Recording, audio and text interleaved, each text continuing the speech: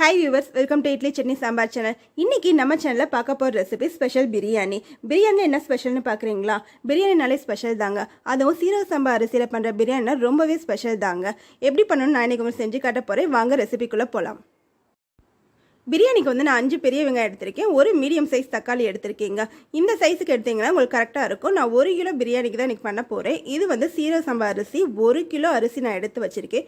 1 கிலோன்னா இந்த உலகுக்கு எனக்கு 4.5 உலக்கு வருது. அடுத்து நம்ம தாளிக்கிறத பார்த்துடலாம். 1 கிலோ பிரியாணிக்கு ஏற்ற மாதிரி நான் பாத்திரம் வச்சுருக்கேன். இதில் 1/4 லிட்டர் அளவுக்கு நான் எண்ணெய் ஊற்றிருக்கேங்க. நான் கடலெண்ணெய் எடுத்திருக்கேன். அடுத்து பிரிஞ்சி இலை, ஒரு 2 பிரிஞ்சி இலையை நான் இது மாதிரி போட்டிருக்கேன். அடுத்து 2 பட்டையை நான் இது மாதிரி உடச்சி வச்சுருக்கேன், அதையும் போட்டுடலாம். 2 ஏலக்காய், 4 கிராம்பு, 1/4 ஸ்பூன் அளவுக்கு சோம்பு. இது நல்லா பொரியணும். பாருங்கள், நல்லா பொரிஞ்சிருச்சு. பொரியும் போது அடுப்பு சிம்மில் தாங்க இருக்கணும். அடுத்து நம்ம எடுத்து வச்சோம் இல்லையா, அந்த 5 வெங்காயத்தையும் நான் பொடி பொடியாக கட் பண்ணியிருக்கேன், அதையும் இதோட சேர்த்துடலாம். அடுத்து இதுக்கு தேவையான அளவு உப்பு போட்டுட்டு நம்ம வதக்கி விட்டுடலாங்க. நல்லா வதக்குனதுக்கப்புறம் அடுப்பை சிம்மில் வச்சுருங்க. வெங்காயம் நல்லா கோல்டன் ப்ரௌன் ஆகிற வரைக்கும் நல்லா வதங்கணும். பிரியாணிக்கு டேஸ்டியாக இந்த வெங்காயம் தாங்க. அது நல்லா வதங்கணும். இப்போ நான் கொஞ்சமாக சின்ன வெங்காயம் எடுத்துக்கேன். அதை இது மாதிரி 1-2 அரைச்சிருக்கேன். அதை இதோட சேர்த்து நம்ம நல்லா வதக்கி விட்டுறலாம். வதக்குனதுக்கப்புறம் அடுப்பை சிம்மில் வச்சுட்டு நல்லா கோல்டன் ப்ரௌன் ஆகிற வரைக்கும் நம்ம இது பண்ணிடலாங்க. அடுத்து நம்ம மட்டன் வேக வச்சிடலாம். அடுத்து மட்டன் வேகிறதுக்கு நான் ஒரு குக்கர் வச்சுருக்கேன். அதில் 1 ஸ்பூன் அளவுக்கு நல்லெண்ணெய் எடுத்திருக்கேன். அடுத்து 1 கிலோ அரிசிக்கு நான் 3/4 கிலோ அளவுக்கு மட்டன் எடுத்திருக்கேன். மட்டன் இந்த மாதிரி கெட்டியாக இருக்கணும். என் கடையில் பிரியாணிக்குன்னு கேட்டிங்கன்னா அதுக்கேற்ற மாதிரி அவங்க கட் பண்ணி கொடுப்பாங்க. இதை நல்லா வாஷ் பண்ணி வச்சுருக்கேன். இதை இதோட சேர்த்துடலாம். அடுத்து 4 பூண்டுக்கு ஒரு கொஞ்சமாக இஞ்சி வச்சுருக்கேன். இதையும் அரைச்சி நம்ம சேர்த்துடலாம். அடுத்து 1/2 ஸ்பூன் அளவுக்கு மஞ்சள் தூள். இது எல்லாத்தையும் நம்ம நல்லா மிக்ஸ் பண்ணி விட்டுறலாங்க. மிக்ஸ் பண்ணிவிட்டு மட்டன் முங்குற அளவுக்கு நம்ம தண்ணி ஊற்றி வேக வச்சு எடுத்துடலாம். நார்மலாக நீங்கள் வீட்டில் எப்படி மட்டன் வேக வைப்பீங்களோ அந்த அளவுக்கு நீங்கள் விசில் வச்சு இறக்கிடுங்க. இப்போ தண்ணி ஊற்றியாச்சு. இப்போ இதை வேக வச்சு எடுத்துடலாங்க. அடுத்து நம்ம வெங்காயத்தை பார்த்துடலாம். இப்போ பாருங்கள், வெங்காயம் நல்லா கோல்டன் ப்ரௌன் நல்லா வதங்கிருச்சு. அடுத்து நம்ம இதோட இஞ்சி பூண்டு ஆட் பண்ணிடலாம். இஞ்சி பூண்டு ஒரு 3 ஸ்பூன் அளவுக்கு நான் இஞ்சி பூண்டு எடுத்திருக்கேன். அதையும் நம்ம இதோட சேர்த்துடலாம். இப்போ இஞ்சி நல்லா மிக்ஸ் பண்ணி விட்டுறலாங்க. அந்த பச்சை வடை போகணும். பச்சை வடை போனதுக்கப்புறம் நம்ம மற்றதை சேர்த்துடலாம். அடுப்பு சிம்மில் வச்சே பண்ணுங்கள், இல்லைன்னா அடி பிடிச்சிரும்.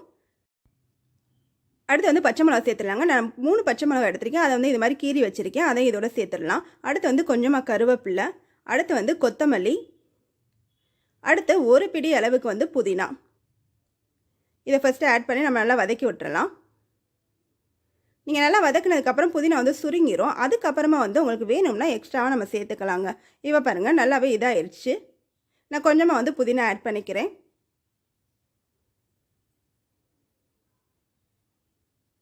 இப்போ இதை நல்லா மிக்ஸ் பண்ணி விட்டுறலாங்க. இதை மிக்ஸ் பண்ணதுக்கப்புறம் நம்ம தக்காளி எடுத்துருக்கோம் இல்லையா, அந்த தக்காளியும் நம்ம இதோட சேர்த்துடலாம். நான் சின்ன சின்னதாக கட் பண்ணி வச்சுருக்கேன்.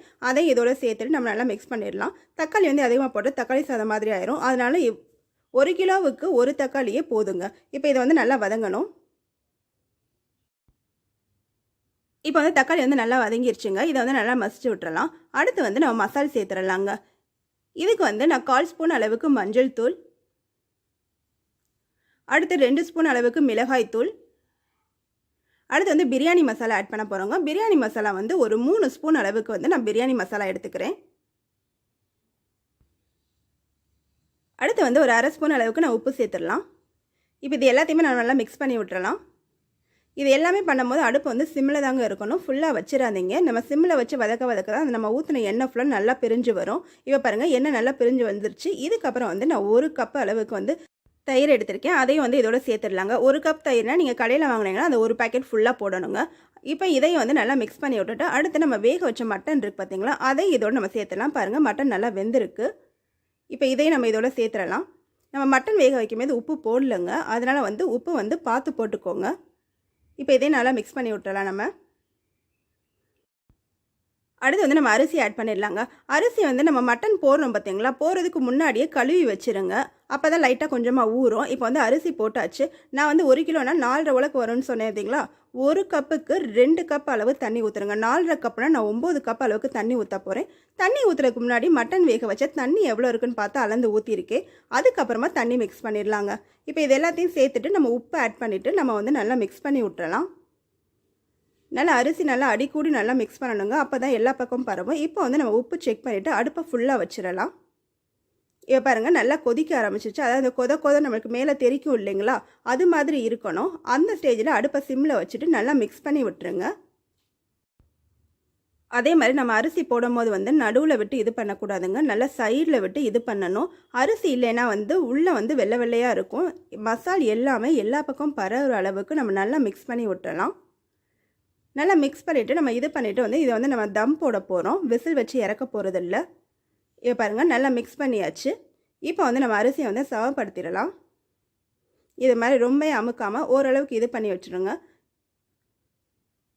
அதுக்கப்புறம் 1 ஸ்பூன் அளவுக்கு நான் நெய் ஊற்றுறேன். ரொம்ப ஊற்றிடாதீங்க, ஏன்னா ரொம்ப திகட்டும். லைட்டாக கொஞ்சம் மேலாப்பில் மட்டும் ஊற்றிட்டு இப்போ வந்து நல்லா பாத்திரத்துக்கு ஏற்ற மாதிரி மூடி வச்சுட்டு நல்லா தண்ணி வெயிட்டான பாத்திரத்தில் தண்ணி வச்சு அதை மேலே வச்சுட்டிங்கன்னா உங்களுக்கு போக எதுவும் போகாது. தம் போட்டுடலாம்.